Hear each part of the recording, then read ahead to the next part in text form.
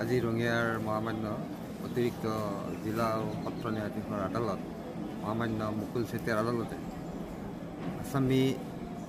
ছামাদুল আলীক 7 বছৰৰ সশ্ৰম কাৰাদণ্ড বিহিছে আৰু 10,000 টকাৰ জৰিমনা বিহিছে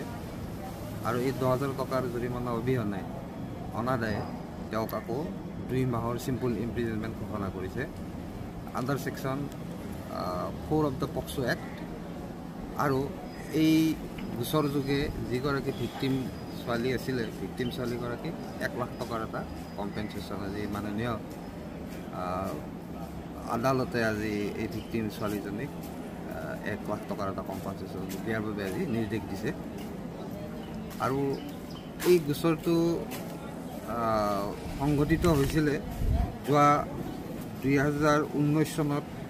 27/3/2019 চনত আৰু 27/3/2020 চনত ঘটনা সংক্ৰান্তে বাহিয়াতা চাৰিআলি থানাৰ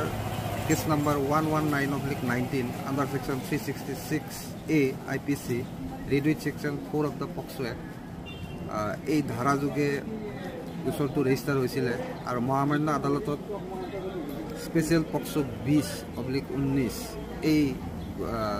গোচৰ যোগে মহামান্য আদালতত এই একিউজ ছামাদুল আলীৰ বিৰুদ্ধে গোচৰটো বিচাৰাধীন অৱস্থাত আছিলে আৰু আজি আদালতে এই একিউজ ছামাদুল আলীৰ বিৰুদ্ধে চূড়ান্ত ৰায়দান ঘোষণা কৰিছে। ঘটনাটো ধৰ্ষণৰ ঘটনা আছিলে।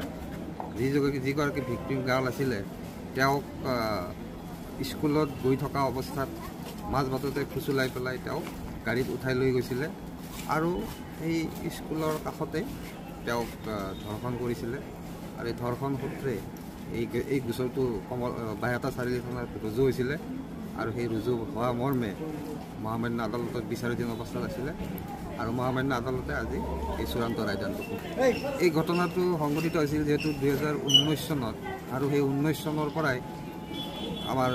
মহামান্য আদালতৰ বিচাৰাধীন অৱস্থাত আছিলে আৰু আজি 2025 চনত অৰ্থাৎ 6 বছৰৰ পিছত এই গোচৰটো চূড়ান্ত ৰায়দান ঘোষণা কৰিছে মহামান্য আদালতে।